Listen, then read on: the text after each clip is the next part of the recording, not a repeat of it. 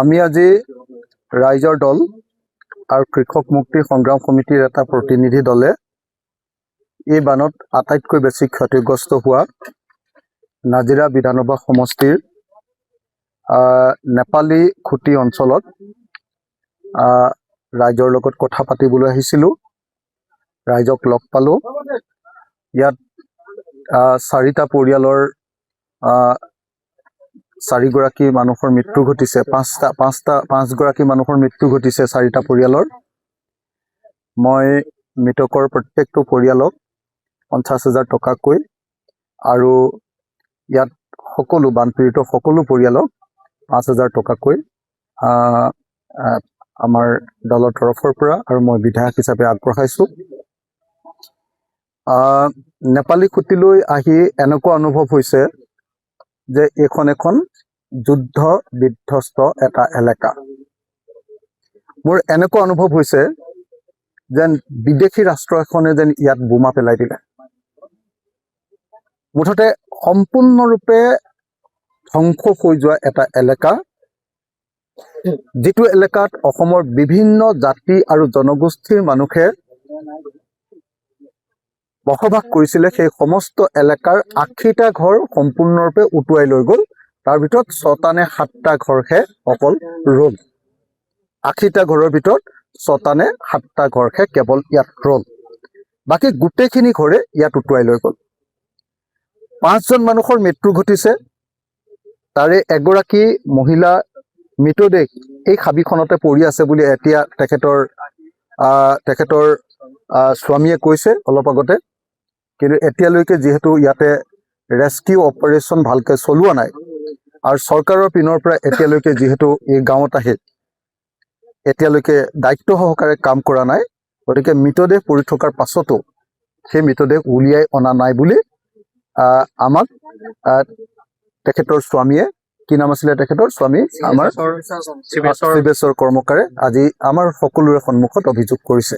তেখেত কান্দি আছে, কৈছে যে মোৰ মানুহজনী সেই ভলুকা বাঁহজোপাৰ তলত বহুত বাঁহ যে পৰি গ'ল, সেই বাঁহৰ তলতে লুকাই আছে, কিন্তু এতিয়ালৈকে মই উলিয়াব পৰা নাই। মই অচিৰেই জিলা প্ৰশাসন আৰু অসমৰ মুখ্যমন্ত্ৰীক এই সম্পৰ্কে জনাম আৰু ইমিডিয়েটলি তেওঁৰ পত্নীৰ মৃতদেহটো বিচাৰি উলিয়াবলৈ মই এতিয়া অসমৰ মুখ্যমন্ত্ৰীক ইয়াৰ পৰা ওলাই গৈ ফোন পোৱাৰ লগে লগে মই তেখেতক জানিবলৈ দিম।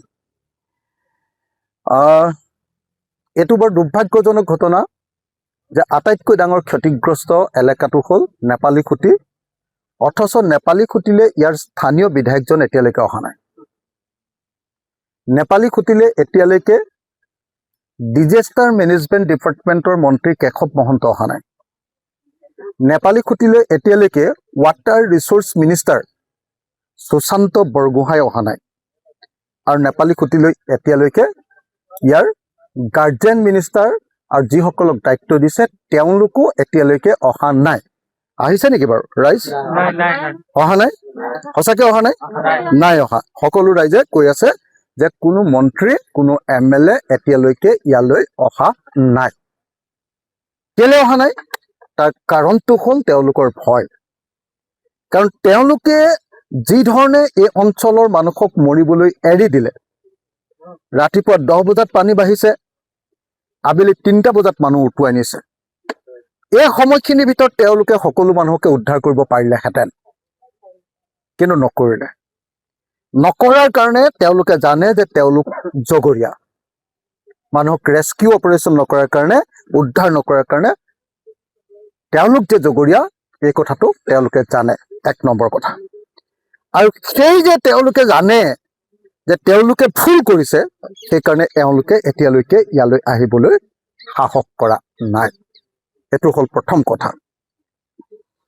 2 নম্বৰ কথাটো হ'ল যে এই অৱস্থাটো হ'ল কিয়? এই অৱস্থাটো হ'ল কিয়? আপোনালোকে এই অঞ্চলটোলৈ আহি থাকোঁতেই নিশ্চয় দেখিছে যে এই অঞ্চলটো হ'ল বেচিকেলি কয়লা আৰু শিল খনন কৰি নাগালেণ্ডৰ পৰা আনি জমা কৰা এটা অঞ্চল। ইয়াৰ স্থানীয় মানুহবিলাকে গৰু পোহে, কিন্তু বাহিৰৰ পৰা অহা মানুহবিলাকে ইয়াত কি কৰে?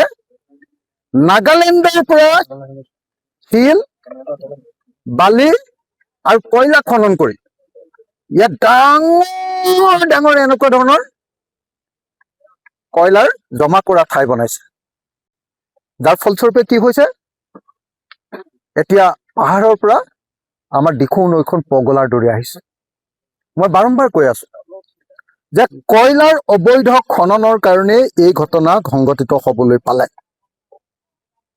শিলৰ অবৈধ খননৰ কাৰণে এই ঘটনা ইয়াত সংঘটিত হবলৈ পালে, আৰু বালিৰ অবৈধ ইয়াৰ পৰা সৰবৰাহ কৰাৰ কাৰণে এই ঘটনা সংঘটিত হবলৈ পালে। আৰু এই কাম বিজেপি দলৰ মন্ত্ৰী আৰু বিধায়কসকলে এই কামটোত পৃষ্ঠপোষকতা কৰি সিন্ডিকেট চলাই এই কাম কৰে। গতিকে এই অঞ্চলৰ মানুহ মৰাৰ কাৰণে আৰু এই অঞ্চলটো সম্পূৰ্ণৰূপে ধ্বংস হৈ যোৱাৰ কাৰণে অসম চৰকাৰ 100% জগৰীয়া, আৰু সেই ভয়তে এতিয়ালৈকে কোনো মুখ্যমন্ত্ৰী, কোনো মন্ত্ৰী, কোনো বিধায়ক এই অঞ্চলৰ মানুহৰ মাজলৈ আহিবলৈ সাহস কৰা নাই। কথা এইটোৱে, কথাটো এইটোৱে হয় নে? মানুহবিলাকক মাৰিলে, ইয়াত মানুহে গৰু পুহি খায়, এই ওচৰতে আহি গোটেই ডাঙৰ পাহাৰৰ পৰা গোটেই কয়লা খান্দি ডাঙৰ ডাঙৰ হ্ৰদ তৈয়াৰ কৰি দিলে, একদম পাহাৰৰ তলত ডাঙৰ ডাঙৰ গাঁত তৈয়াৰ কৰি দিলে, তাত পানী জমা হৈ গ'ল। একেলগতে যেতিয়া বৰষুণ দিলে সেই গাঁতত জমা হোৱা পানী, শিল খান্দিবতে বনোৱা ডাঙৰ ডাঙৰ পানী, গাঁতবিলাকৰ পানী, পুখুৰীবিলাকৰ পানী চব একেলগতে যেতিয়া গুচি আহিলে, চব মানুহ এফালৰ পৰা ধ্বংস হৈ গ'ল। এই অঞ্চলৰ গোটেই হেৰিয়াৰ পাৰে পাৰে ইয়াত শিল খান্দি, ইয়াৰ পিছফালে বুলি কৈছে, এতিয়া ইয়াৰ পিছফালে গোটেই অঞ্চলটো শিল খান্দি JCB ফকলেন লগাই তেওঁলোকে শিল খান্দি ইয়াত গোটেই খাট বনাই দিছে, বৰবাদ কৰি দিলে, হয়নে? ইয়াতে কৈ দিছে যে 20-25 পুৰা মাটি নদীৰ কিনাৰত মানে শিল খান্দি বৰবাদ কৰি দিছে, হয়নে? হয়। তো গতিকে এই গোটেই কামবিলাক কোনে কৰে আপোনালোকে সকলোৱে জানে, কাৰ পৃষ্ঠপোষকতাত কোন মন্ত্ৰী, কোন MLA জড়িত আপোনালোকে সকলোৱে জানে। গতিকে মই ভাবো যে এই গোটেই ঘটনাটোৰ ওপৰত এটা এনকুৱাৰী লাগে। কিন্তু মোৰ আটাইতকৈ ডাঙৰ কথা এই সময়ত যে মোৰ গৰুখুটি এলেকাৰ 80 ঘৰ মানুহৰ কাৰণে মোক 80 বিঘা মাটি লাগে অসমৰ মুখ্যমন্ত্ৰী ডাঙৰীয়া। মোক গৰুখুটি এলেকাৰ 80 ঘৰ মানুহৰ নেপালীখুটি অঞ্চলৰ বিহুবৰ, হয়, তিনিখনৰ কথাই কৈছো মই, বিহুবৰ অঞ্চলৰ 3খন নেপালীখুটি, হয়নে? 3টা নেপালীখুটি অঞ্চলৰ 80 ঘৰ নে বেছি হ'ব মানুহ? কেই ঘৰ হ'ব? গোটেইখিনি মিলি 150 ঘৰ। 150 ঘৰ মানুহৰ কাৰণে মোক 150 বিঘা মাটি, ওখ মাটি লাগে। প্ৰত্যেকটো পৰিয়ালকে 1 বিঘা মাটি দিয়া হওক, আৰু প্ৰত্যেকটো পৰিয়ালকে ঘৰ বনাবৰ কাৰণে 10 লাখ টকাৰ ক্ষতিপূৰণ দিয়া হওক, হয়নে নহয়? আৰু লগত যাৰ যাৰ ঘৰ ভাগিলে ঘৰৰ দাম, যাৰ যাৰ গৰু মৰিলে গৰুৰ দাম, যাৰ যাৰ মহ মৰিলে মহৰ দাম, যাৰ যাৰ ছাগলী মৰিলে ছাগলীৰ দাম, যাৰ যাৰ অন্যান্য বস্তু লোকচান হ'ল সেই বস্তুবিলাকৰ দাম, মানে 1 বিঘা মাটি 150 মানুহৰ কাৰণে, 1 বিঘা মাটি 150 মানুহৰ কাৰণে 10 লাখকৈ টকা এককালীন সাহায্য, আৰু 3 নম্বৰটো হ'ল যিবিলাক ক্ষতি হৈছে ক্ষতিৰ পইচা, হয়নে নহয়? তো এতিয়ালৈকে মৃতকৰ পৰিয়ালে এতিয়ালৈকে পইচা পালে নেকি? আপুনি ঘৰতে পালে নেকি? 19 তাৰিখৰ দিনা মৃত্যু ঘটিছে, আজি হ'ল 31 তাৰিখ। অসমৰ মুখ্যমন্ত্ৰীয়ে কৈছে যে চবকে 9 লাখকে দিছো। 3টা পৰিয়াল আছিলে, 3টা পৰিয়াল এফালে আহক, এফালে আহক, 3টা আহকচোন, এফালে এজন আহক। মই 3জনকে সুধিছো যে চৰকাৰে, অসমৰ মুখ্যমন্ত্ৰীয়ে কৈছে যে যাৰ ঘৰত মানুহ মৰিছে তেওঁলোকৰ পৰিয়ালক আমি 9 লাখকে টকা দিছো। আপোনাক এতিয়ালৈকে চৰকাৰৰ পৰা 9 লাখ টকা দিলে নেকি? আপোনাক দিলে নেকি? আপোনাক দিলে নেকি? নাই দিয়া। মই ইয়ালৈ আহি আপোনালোকক কিবা এটা দিয়াৰ বাহিৰে আন কোনোবাই এনেকে দি সহায় কৰিছে নেকি? কোনেও কৰা নাই। তাৰমানে এতিয়ালৈকে মই এইকাৰণে কৈ দিলো যে মুখ্যমন্ত্ৰী ডাঙৰীয়া, আপুনি আচল গ্ৰাউণ্ড চিটুৱেশ্যনটো আপুনি বুজি লওক।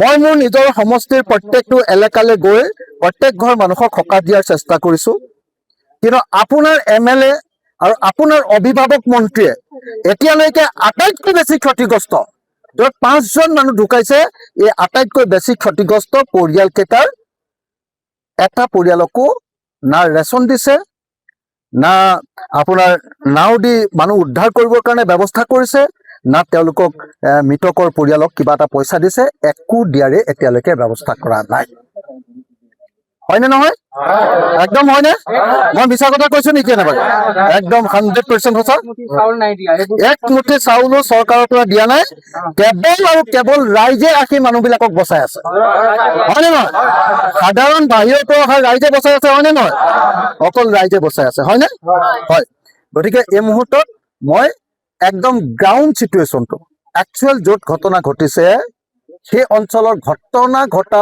অঞ্চলৰ মানুহৰ লগত কথা পাতি আপোনালোকক গ্ৰাউণ্ড ৰিয়েলিটিটো আপোনালোকৰ সন্মুখত কৈ আছো গ্ৰাউণ্ড ৰিয়েলিটিটো আচল সত্যটো মই আপোনালোকৰ সন্মুখত কৈ আছো যে এতিয়াও আপোনাৰ মানুহজনী এই হাবিখনতে এতিয়াও আছে নহয় আছে সন্দেহ হৈছে আছে হয়নে তেখেতে কৈছে যে সেইডোখৰতে ভৰি ভাগিছিলে তাতেই এতিয়া গোটেই বাঁহেৰে পুতি পেলালে গতিকে তেখেতৰ পলসে পুতি পেলালে গতিকে তেখেতৰ মতে তেখেতৰ ঘৰৰ পৰা অকণমান আগত কেইখোজমান আগত পলসে পুতি পেলোৱা এলেকাটোতে তেখেতৰ পত্নীৰ মৃতদেহ এতিয়াও আছে তেখেতৰ পত্নী তাতে আছে কিন্তু চৰকাৰৰ পৰা এতিয়ালৈকে তেওঁক উদ্ধাৰ কৰিবৰ কাৰণে ব্যৱস্থা লোৱা নাই মই অসমৰ মুখ্যমন্ত্ৰীক ব্যৱস্থা ল'বলৈ দাবী জনাইছো যিকোনো খবৰৰ বাবে যোগাযোগ কৰক 9181 307 221 আমাৰ এই নম্বৰত